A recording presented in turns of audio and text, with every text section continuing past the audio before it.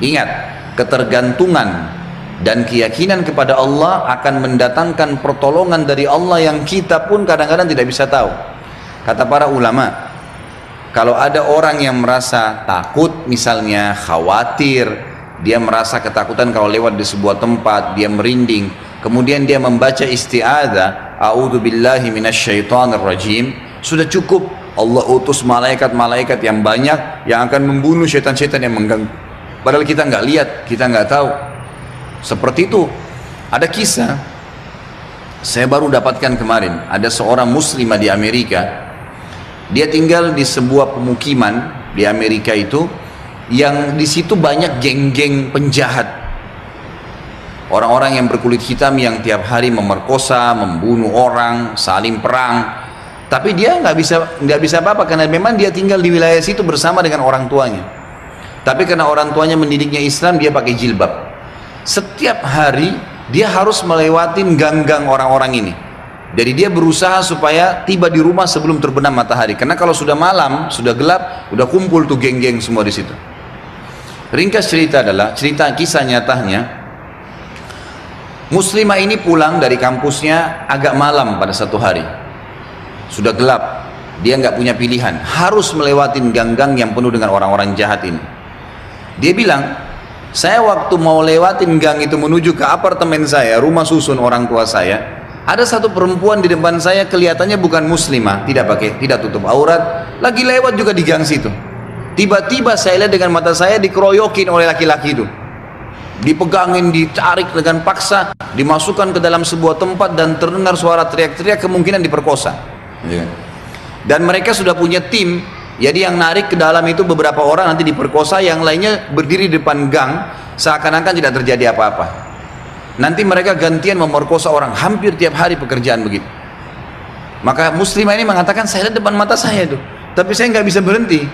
Saya mau kemana? Mau ke kampus sudah tutup, mau ke tempat teman-temannya jauh, rumahnya tinggal beberapa langkah, harus dilewatin.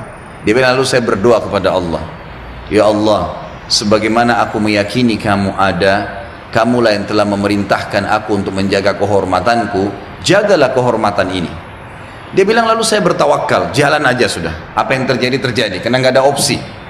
Dia bilang, sementara saya lewat di depan mereka, geng-geng ini banyak orangnya, bukan 1-2 orang, banyak orang di situ, mungkin lebih daripada 10 orang, tidak satu pun yang mengganggu saya. Nggak satu pun mengganggu saya. Dan waktu saya lewat, mereka pada buang muka.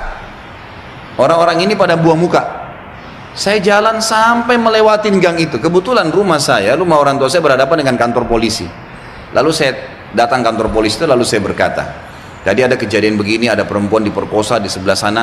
Polisi pun akhirnya menerima laporan tersebut, lalu memeriksa, kena dekat, betul terbukti ditangkap, masih ada perempuan tadi dan memang diperkosa. Akhirnya ditangkap semua di penjahat-penjahatnya. Sementara ditangkap, dia bilang, waktu masuk di kantor polisi, mereka tahu saya yang lapor, saya pakai jilbab ada di situ. Tapi mereka setiap lihat saya pasti buang muka. Kayak orang, bukan buang muka karena marah ya, kayak orang yang ketakutan melihat saya, dia bilang. Sampai masuk di penjara semua. Sudah terungkap masalah itu, dia bilang, saya penasaran. Saya bilang sama polisi setelah itu, bisa nggak saya sebelum pulang, saya mau temuin penjahat-penjahat itu. Kata polisi, silahkan. Datang ke sana, dikawal. Dia datang, dia tanya, waktu dia bilang saya masuk ke penjara, semuanya pada tunduk, gak ada yang berani lihat saya. Saya jadi bingung, ada apa sebenarnya, gitu kan? Saya seorang wanita cuma pakai jilbab. Ini penjahat-penjahat terkenal tiap hari perkosa orang, tiap hari bunuh orang, nggak ada yang ditakutin, gitu kan? Maka saya bertanya, saya mau tanya, saya yang melaporin kalian, gitu kan? Maka semuanya ada satu orang yang menjawab mengatakan, kami tahu kalau kamu yang melaporin, gitu kan? Terus kata si perempuan ini, kalian tidak marah dengan saya? Karena ini nanti ke depannya siapa tahu mereka lepas dendam. Nggak ada yang nyaut, diam aja semuanya. Terus dibilang, saya mau tanya, kenapa waktu saya lewat tidak ada di antara kalian yang mengganggu saya? Saya ingin tahu apa sebabnya. Ada satu orang, dia tidak angkat matanya ke arah perempuan, cuma dia tunduk, dia mengatakan, dari tadi, dari anda lewatin gang sampai sekarang, di belakang anda banyak orang yang menggunakan baju-baju putih yang menemani anda, dan badannya besar-besar, kami takut. Perempuan ini bilang, saya tiba-tiba gemetar, hampir jatuh, kaget dengan informasi itu. Tapi itu kisah nyata, gitu kan? Kisah nyata. Dia bilang pun, Kalau begitu baiklah, dia keluar lalu dia ceritakan kepada keluarganya. Tapi apa yang kita ambil pelajaran dari kisah ini? Keyakinan kepada Allah Subhanahu wa taala mendatangkan pertolongan yang memang tidak masuk di akal manusia. Tidak masuk di akal manusia. Nggak bisa, susah untuk dihubungkan itu. Berapa banyak orang yang sakit, ada seorang wanita yang datang dari Jerman divonis oleh dokter kanker payudara. Semoga Allah selamatkan ibu-ibu dari situ. Itu divonis oleh dokter ini sudah nggak bisa, sudah sangat ganas, dan ini menurut medis kalau tidak salah itu kisahnya tinggal 2 minggu umurnya. Maka dia bilang sama suaminya, muslimah kebetulan dan muslim suaminya, tapi tinggal di Jerman. Dia bilang, saya ingin menghabiskan umur saya di Mekah aja. Ini sudah jelas dokter vonis 2 minggu, saya mau pergi ke sana. Suaminya ikutin, 3 hari urus visa, tiket segala, berangkat. Ringkas cerita, dari 14 hari waktu yang divonis oleh dokter, 3 hari sudah habis pengurusan visa dan proses berangkat sama 4 hari kurang lebih. Jadi sekarang tinggal 10 hari. Mulai dia masuk Masjid Haram setelah umrah, perempuan ini sudah nggak ada keinginan makan, dia duduk nangis saja depan haram. Dia nangisnya sebenarnya itu bukan minta disembuhin, dia percaya sama dokter.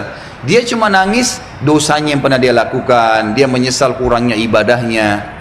Setelah 4 hari berjalan dari 10 hari sisa, dan ini dia akan tinggalkan Mekah hari ke 6 hari dari setelah, jadi tinggal 2 hari lagi. Dia pun didatangi oleh salah satu marbot masjid, wanita muslimah pakai cadar. Di Masjid Haram memang ada petugas-petugas wanita ngatur saf pakai cadar, dekatin dia, tanya dalam bahasa Inggris, kamu siapa, cerita, kenalan lah. Kemudian diceritakanlah kisah dia. Si muslimah marbot masjid ini yang umurnya masih sangat muda tersenyum lalu berkata, wahai saudariku, kenapa kau begitu yakin dengan vonis dokter? Bukankah ada orang yang sehat juga mati? Bukankah juga ada orang yang sakit mati? Kalau ajal sudah datang, Allah SWT panggil pasti mati. Kamu ikhtiar apapun tetap sama. Tapi dalam agama kita dianjurkan ikhtiar. Coba di sini di Masjid Haram, selain doa yang kamu lakukan, kamu bisa minta disembuhkan. Ada air Zam-Zam yang dijanjikan oleh Nabi SAW, sebagaimana sabdanya, Zam-Zam liman syuribalah. Zam-Zam sesuai dengan niat orang yang meminumnya. Kenapa kau tidak coba minum Zam-Zam itu, berdoa sama Allah? Kata perempuan ini, saya seperti baru dapat air segar yang sudah dari dalam keadaan saya luar biasa hausnya, bingungnya, nggak tahu harus ambil langkah apa. Dia bilang, baiklah kalau gitu. Dia bilang mulai semenjak itu dia minta sama suaminya ditunda beberapa hari pemberangkatan sampai hari ke-13 lah dari 14 hari itu. Dia bilang tiap hari saya cuma minum Zam-Zam, nggak makan, nggak minum yang lain. Tiap hari sambil berdoa kepada Allah Subhanahu wa taala. Pasrah udah, apa yang terjadi sudah berdoa sama Allah. Hari ke-13 dari 14 hari itu dia pulang ke Jerman. Dari bandara langsung ke tempat dokter, telepon dokternya sudah siapin ruangan ICU, mau dicek segala macam dan seterusnya. Begitu tiba di sana, dicek, difoto, dokternya kaget. Hilang semua, kanker itu hilang total, nggak ada sama sekali. Lalu kemudian dokternya didudukin dia sama suaminya, dia tanya, Anda ini selama 2 minggu kemana saja? Orang ini Nasrani, Katolik dokternya. Dan kebetulan dokter ini sudah lama mau masuk Islam. Hikmah-hikmah yang luar biasa terjadi. Maka dia mengatakan, dari mana Anda selama 2 minggu berobat ke siapa? Dokter siapa? Obat apa yang diminum? Dia bilang tidak ada. Kami seorang muslim dan kami berangkat ke Mekah, saya minum air Zam-Zam, gitu kan. Dan saya berdoa sama Tuhan saya untuk disembuhkan. Kata dia, selamat. Kanker ini belum pernah dalam sejarah dokter bisa sembuh, tapi ini hilang sama akar-akarnya, gitu kan. Si perempuan tersebut menangis, suaminya menangis, bersyukur sama Allah. Yang anehnya, yang luar biasa pada saat itu si dokter mengatakan, Bapak Ibu perlu tahu, dikeluarin Quran terjemahan dalam bahasa Jerman dari lacinya. Dia bilang, saya sudah pelajari Islam 10 tahun. Saya ingin mencari sesuatu yang menyentuh hati saya supaya saya mau ngandut Islam. Tapi belum ada sesuatu yang berat. Tapi kejadian ini karena bidangnya dia tahu, dia spesialis kanker payudara. Dia mengatakan ini ya sudah cukup membuat saya syahadat. Maka dia syahadat lagi. Maka kita bisa lihat bagaimana keyakinan yang sedang kita bahas ini bukan main-main. Ini cuma contoh sebagian kecil ya. Terlalu banyak contoh yang seperti ini, terlalu banyak keajaiban-keajaiban yang luar biasa.